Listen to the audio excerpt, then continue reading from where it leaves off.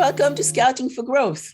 Today, I'm meeting with Erlijn Sie, a seasoned social entrepreneur, leader, and social business advisor. Erlijn wrote an interesting book on reimagining financial inclusion, a must-read for all corporate business leaders concerned about the future of our planet. In the book, Erlijn talked about the 5 levers that change and impact our financial system. She will share more about the topic during our conversation. We'll also talk about ESG with a focus on social innovation and how social innovators support companies in the achievement of their impact. So let's get started. So good morning, Erlijn. Thank you so much to be with me today. Good morning, and I'm so happy. Thanks for inviting me. Pleasure. So let's get started with some definitions. So I think when we look at the work you are doing, you are focusing a lot on social innovation. But to give context to our discussion, I would like to introduce what ESG means to our audience. So ESG stands for environmental, social, and governance. Environmental meaning the criteria would look at the impact of resource consumption from businesses on the environment, like waste, carbon footprint, water discharges. The social criteria stands for how businesses interact with the local community. And today, I think we hear a lot about how business embrace diversity, equity, and inclusion as well, and embed that within their policies internally. And then governance relates to the internal practices that a business implement to actually make sure that whatever they develop from a E and an S viewpoint can be replicated over and over with good structure, good governance, and good processes. So ESG facilitates top-line growth as well long-term. And I think a lot of businesses are realizing that today, but do not always know how to go about it. So Erlijn, I would love for you to introduce yourself to our audience with your own words as well. And then we'll dive into the conversations of today. Okay, let's get started. How long would you like me to take to get my introduction done? No, I'm just kidding. I like the hook of the ESG. I indeed have to admit that I'm mainly focused on the S. I personally feel that the social thing goes first, and that has a lot to do with the fact that if you take the social part and take it from a global perspective, you can see that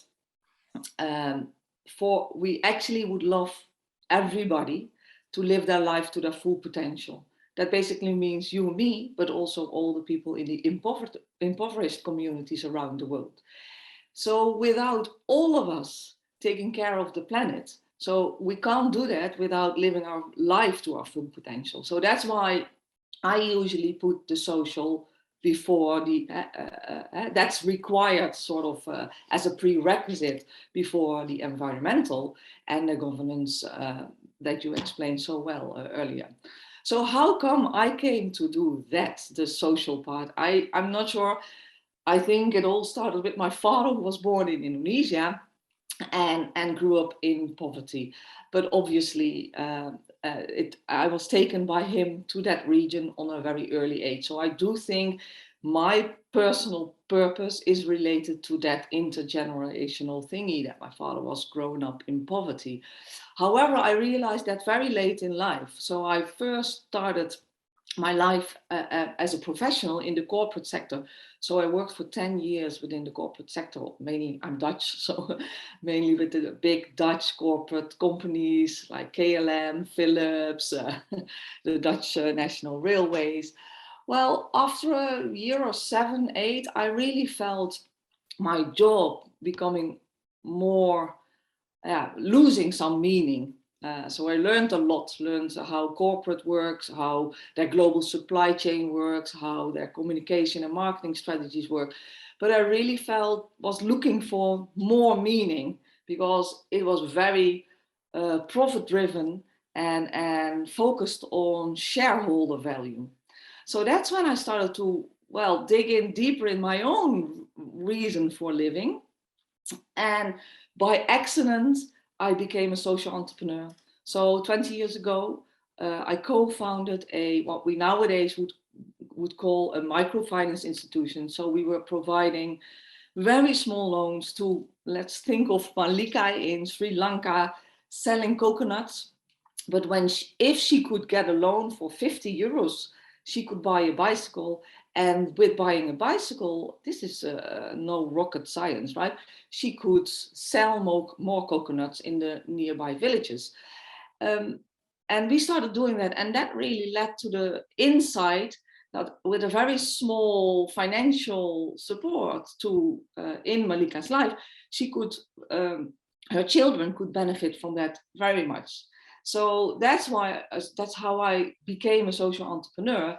And when I started to incorporate social purpose more in my work with corporates too. So from one, the other thing came, and nowadays I work with Ashoka, which is world's largest international network of social entrepreneurs. And at Ashoka, I mainly work with corporates, so I can support their transformation to become more relevant to society, or you could also rephrase that as grow higher scores on ESG. So that's what I do nowadays. And we always do that with in close collaboration with social innovators. So social innovation entails working with social innovators and helping them provide impact to society, probably in slightly different way than profit-making organization. Am I right, Erlijn? And as a result of that, would it be possible for you to define social innovation for us? And what are the outcomes you see those entrepreneurs, innovators achieving in the world? So that's not an easy set of questions, but I don't really think that profit making should be set aside or so separate from impact making. I think, or we started organizing ourselves to be more relevant to society. So in essence, that's what organizations do as well, right? Maybe in the last few decades, we became a bit too focused on the monetary side of it. And some companies started to forget about this relevance to society.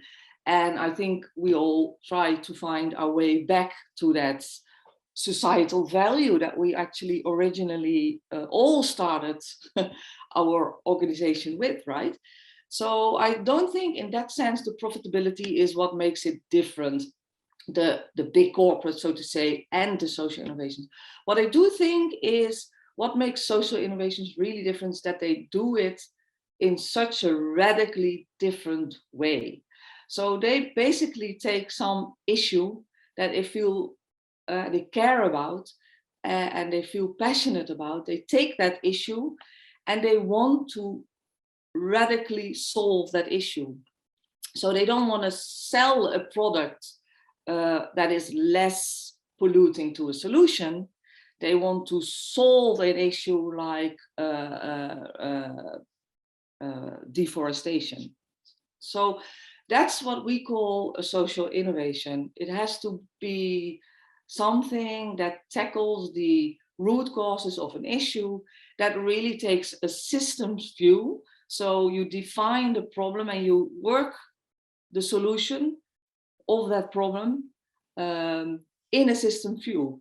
And that is why they organize different than a classical organization, because they realize that if you want to solve something on a systems level, you really need a lot of partners to work with.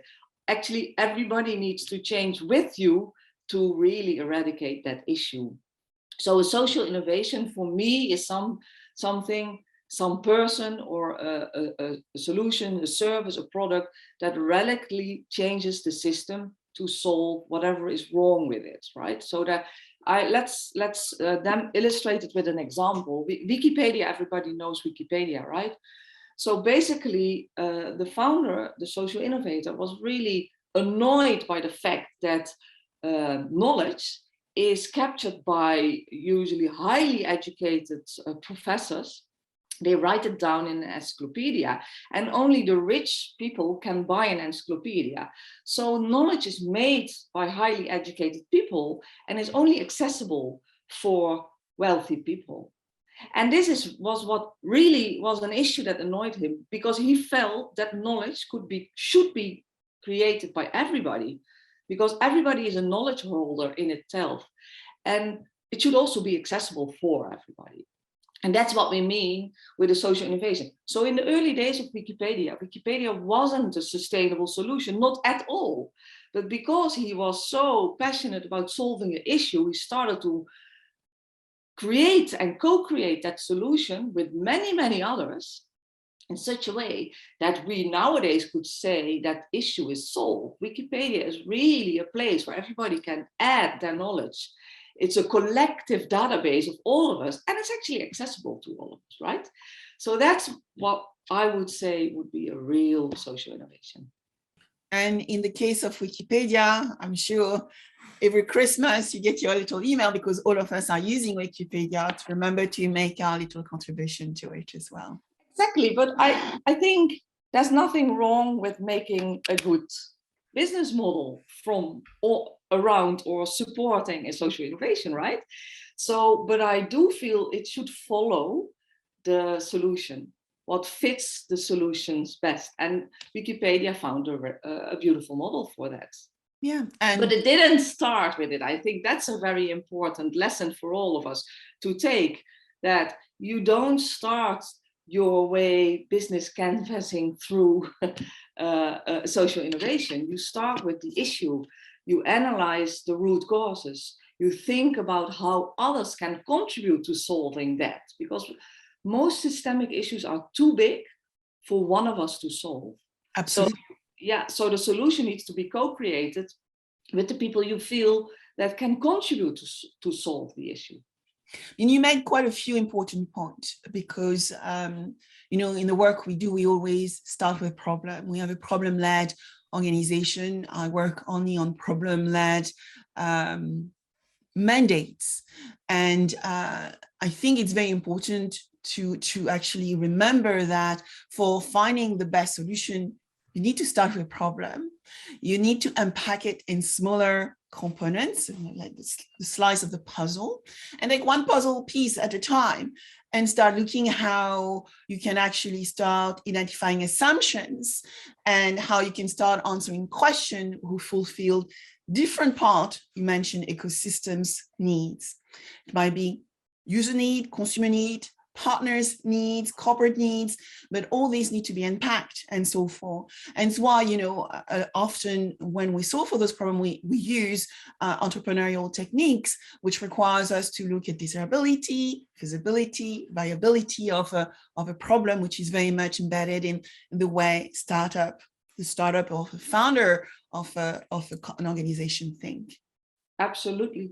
And I also think that the entrepreneurial spirit that we often seek when we want to build collaborations with the startups, the entrepreneurial qualities are actually much more needed nowadays than they were, let's say, last decade and last century. And this has a lot to do with the fact, our founder, Bill Drayton, always says this very beautifully.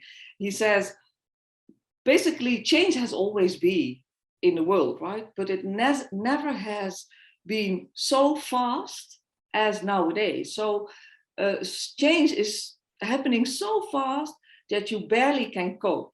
So basically, the most important skill for all of us to learn is how to cope with skills, with change, how to be resilient, how to be able to constantly adapt to change. And for that, entrepreneurial qualities are very important. And I also would like to add to that, it's not just entrepreneurial qualities to build an organization. No, it's an entrepreneurial quality to solve issues, to change, right? To solve them. And that needs to be incorporated in the way you organize. So I think that there's where the entrepreneurial qualities really come in. Absolutely. It takes me as well to, as you were talking, Erlijn, is when you look at this entrepreneurial quality, you mentioned the speed of change. I think change is constant now, because with digitization and the fact that everything is transparent, and technology, actually utility is accessible to everybody for a very, very low price. This means that change is constant. Digitization is enabling change to be constant. And at the same time, because we don't often see what is underneath the water, the iceberg metaphor, you have to also deal with uncertainty in a continuous basis as well. And being able to think laterally and not thinking selfishly only about yourself, I think is the best way to start solving bigger problems. So you mentioned ecosystem, and a lot of things we are talking about this year, just this year, Erlijn, is digital ecosystems, which are, interconnecting systems, including people, technology, partners who actually want to solve big problems together and maybe provide a solution, a very targeted solution for one thing within the ecosystem. So they also need to be mutually exclusive, but together, the sum of the part is much bigger than the part alone, which I think is also embedded in the concept of social innovation and the work you are doing every day. Absolutely. And this is where I really get excited, especially when we also talk about financial inclusion, because I think big, powerful corporates and big business actually nowadays still underestimate the potential of change they could bring, especially, and sorry, but this is my personal passion, especially to financially including the poor. And here it comes, because our formal financial system was built last century when we didn't have the technology as it is nowadays. And like you said, with the technology and the speed of the development of technology nowadays, look at the Aadhaar, the identification system in India, we are way more able to financially include many more poor or most excluded people in the world. So if big corporates start, and I'm not talking about bank and insurers, right? I'm also talking about them, but also big corporates, if they start to see through technology how powerful they could be in the space of financially including so many more people, then we can really transform the system, change the system. So let me demonstrate this with an example. If you look at the big corporates like Coca-Cola, for example, through technology, they were never, when you do auditing in your supply chain the traditional way, you basically go the way to your factory and there it stops, right? You audit your factory. And this basically means that the biggest number of people that work for you, think of the plastic recyclers that pick plastic from the rivers, bring them to plastic recycle stations and make new bottles from them, they are out of sight for the big corporates like Coca-Cola, right? So now there's a social innovation technology by Banku, and they actually provide an identity through a technology platform, and the identity is with the poor person, with the most excluded person, financially not included. And with that identity, through that platform, waste pickers can get transaction history because they bring in the collected bottles, they drop it off at the bottle recycling factory, not even the factory, bottle recycling point, and they get the registration of their transaction, the minimal income they get for bringing the and now you see that with the social innovation of Banku and a collaboration with Coca-Cola, Coca-Cola suddenly is empowered, enabled to include this so-called last mile of their supply chain. And now they see what the, let's say, earning potential of this last mile people living in the last mile is. They can actually start to include them, provide them with the proper income, provide them, banks could step in, or microfinance institutions more likely could step in and offer them loans. based on the track record of their transactions, they could even maybe get a health insurance scheme, a micro health insurance scheme. So now you really can include this last mile with this technology, right? And this is also a potential for Coca-Cola. They actually started doing this in South Africa, and hopefully when they have a positive pilot phase, they start implementing such a solution in their whole global value chain, right? So there you see how incredibly powerful this collaboration could be between big corporates and social innovators. If you wish to include people and you really want equality, right, for your company employees, but also the ones supplying your company. Absolutely. And I believe that Coca-Cola, their bottling services were part of their bottling activities in South Africa, so which makes perfect sense. So you mentioned, Erlijn, that you want to tackle the flows of formal financial system. Can you actually explain a little bit more what that means? Because you already touched upon the fact that we need to build financial resilience for everyone, and not just for people who can afford it, for people actually who cannot afford it today. Yeah, so like I said, I think we are currently dealing with a formal financial system that basically serves only less than half of our world population. And that's fundamentally wrong, because we all know that financial services, like being able to save your money on a safe place, getting a loan, getting an insurance, a mortgage, pensions, all those financial services you need to be able to live your life to your full potential, right? So if you exclude more than half, and I'm repeating this because it's ridiculous, right? If you're excluding more than half of the world's population from that system, you're sort of, well, let's think of it as that's a waste of talent, right? So therefore, I really feel that we need to adapt the formal financial system in such a way that we can also include the other half of the world.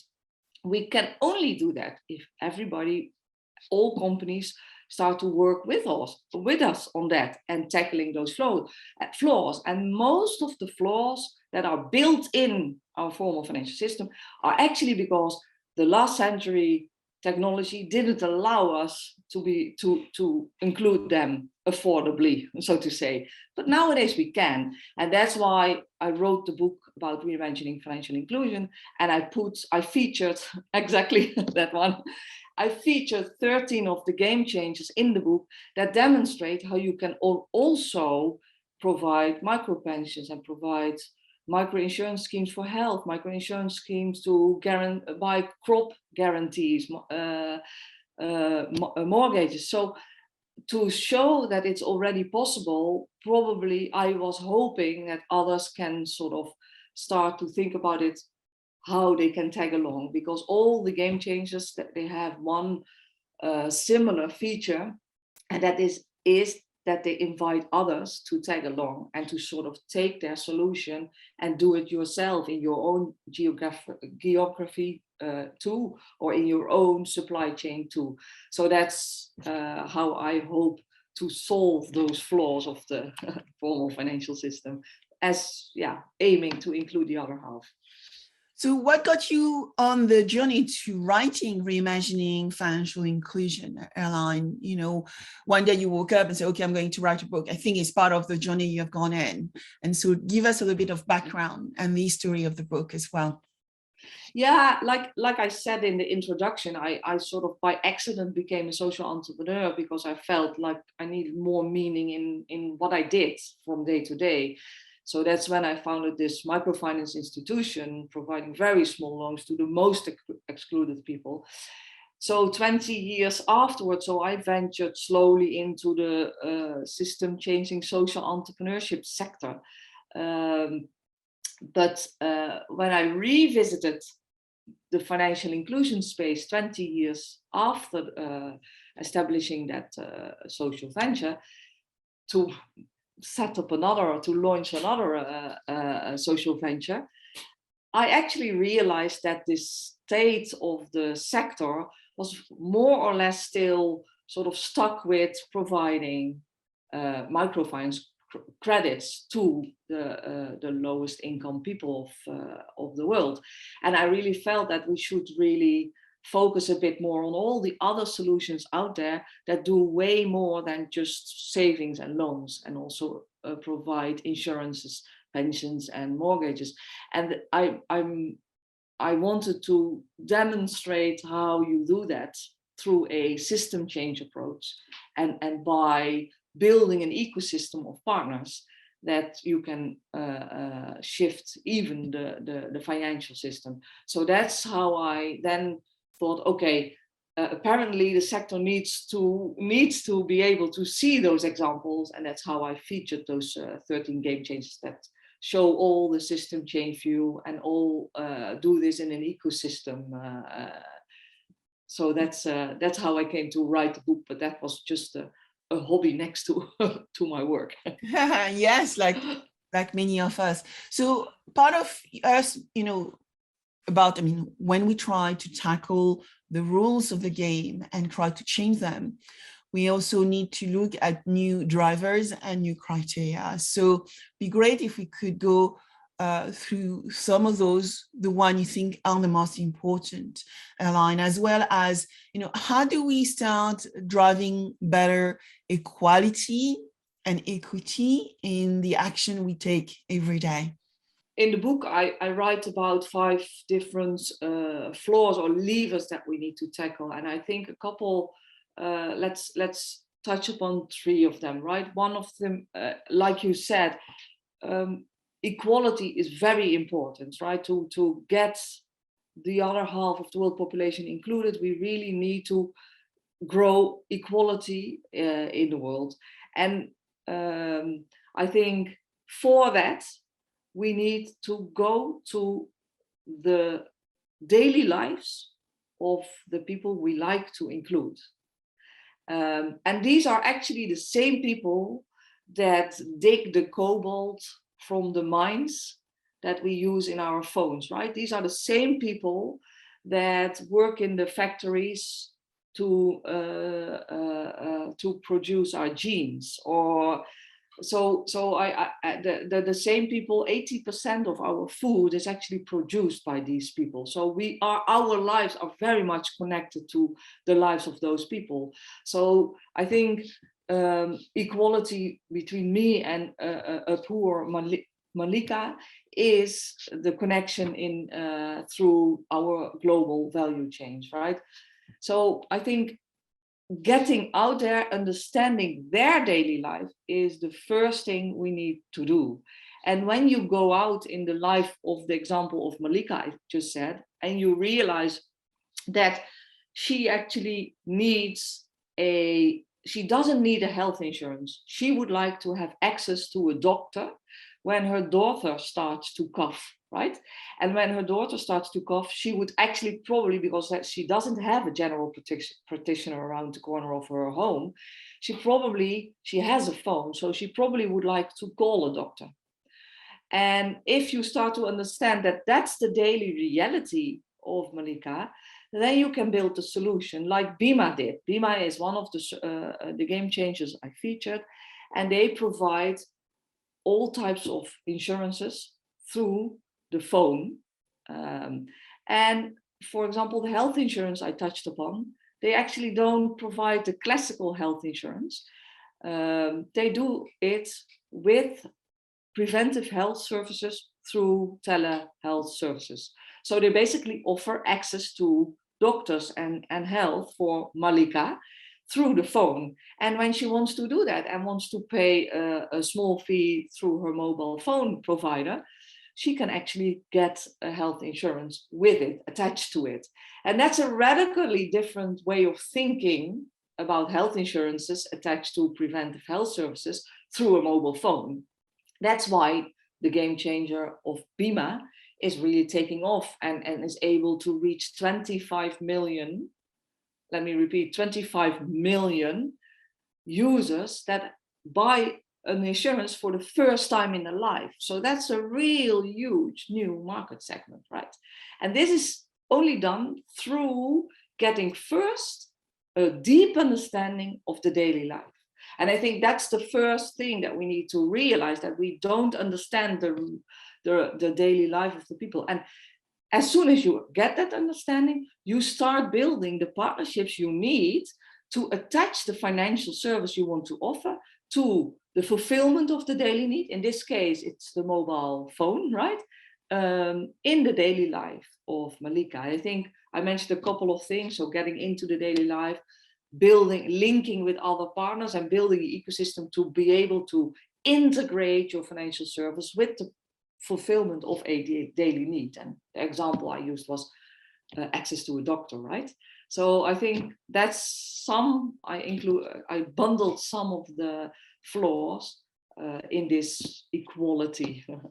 The example you use, whether that is Bima, reminded me as well, M-Pesa. I mean, in our world of insurance or finance, the example which actually I remember probably 10, 15 years ago, I heard first around that social innovation was probably M-Pesa, which allowed, from an insurance viewpoint, a farmer to use their feature phone and a QR code to get their seed replaced if there were a big weather event.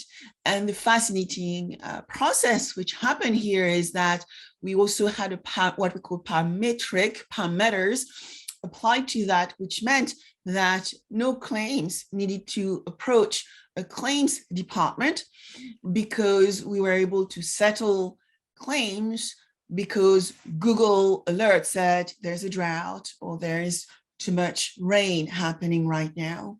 And so what you find is also the operating model of the insurance company changing as a result.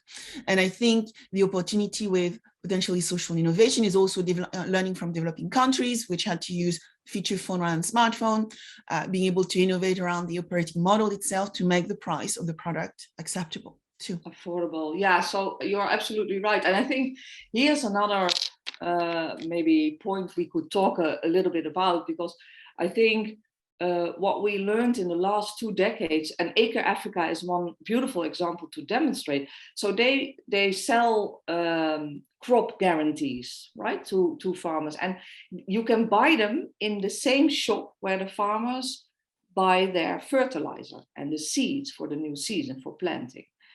And they have this technology platform, so you basically only need pictures from the satellite to know whether a farmer's land is germinating or not, right? So that's the only thing you need to know for an insurance, whether you have to go for a claim or not. But the funny thing is that what we learned is it's not only technology. Acre Africa has built a village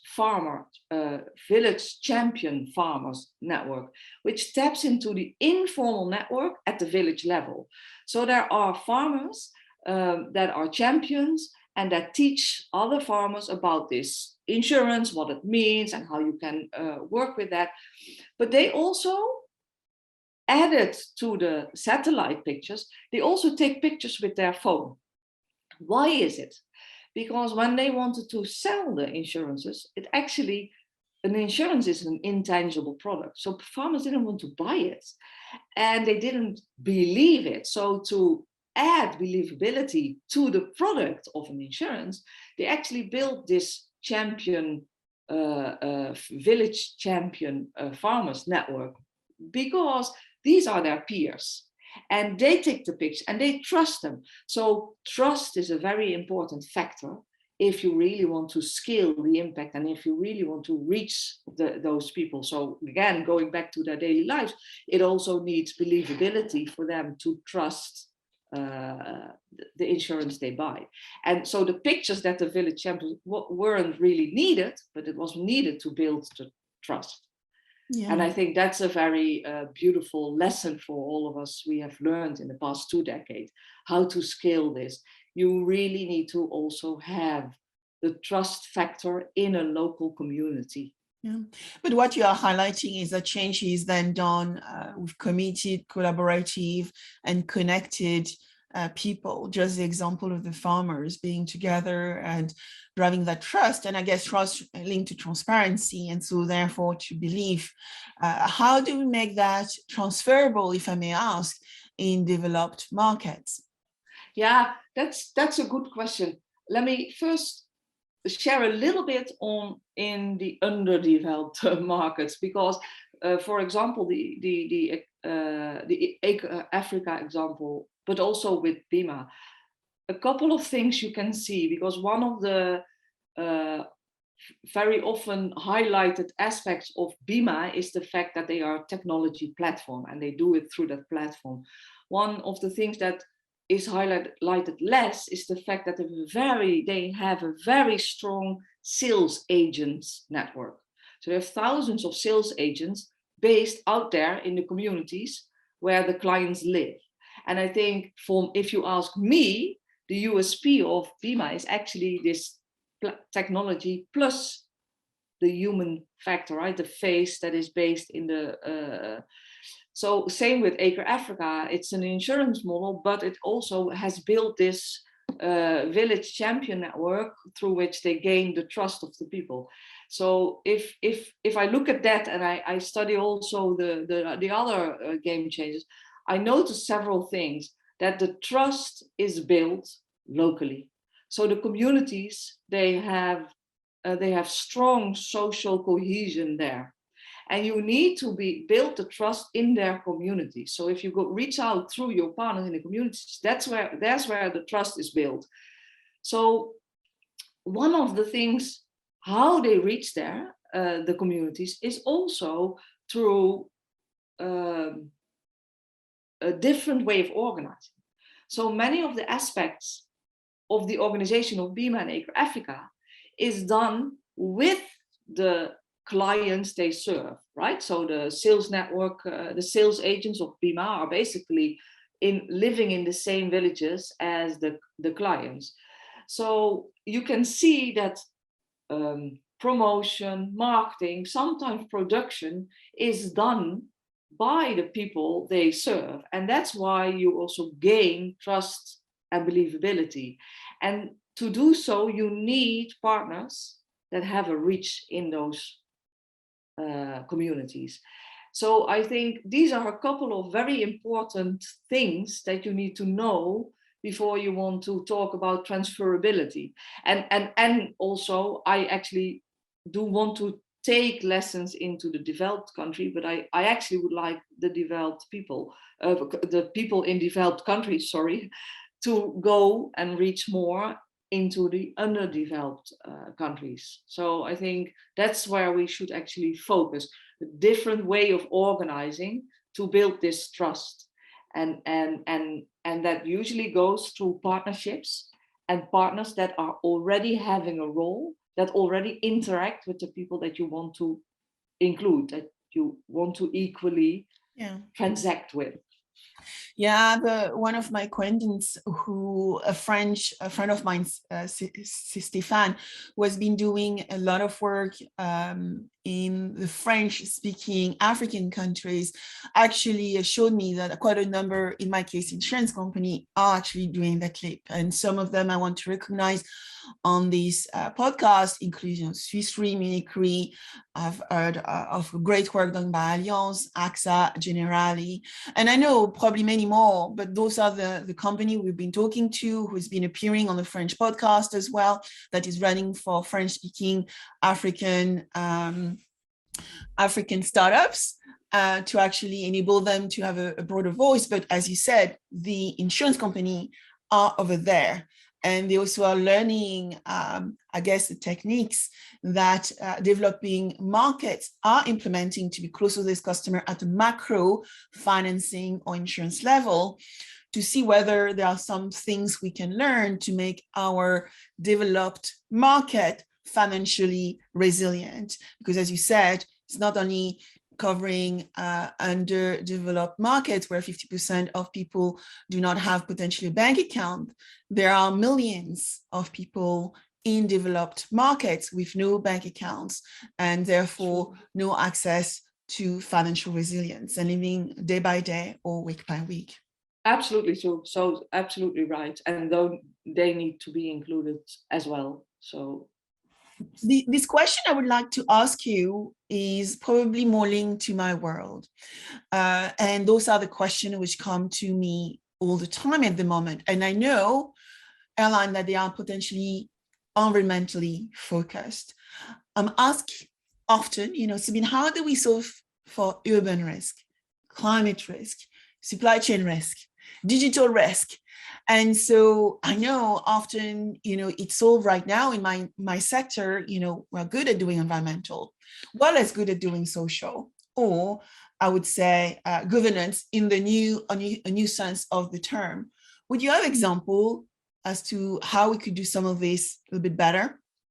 And apologies for probably a little bit of a disrupting answer here, but I would really like to challenge the ones that popped the question to think once again about how to avoid or how to manage risk. Because I think, going back to the first part of our conversation, we should, obviously, risk management comes with business, I know that, but it should not be about managing risk. It should be about getting people to live their full potential in life, right?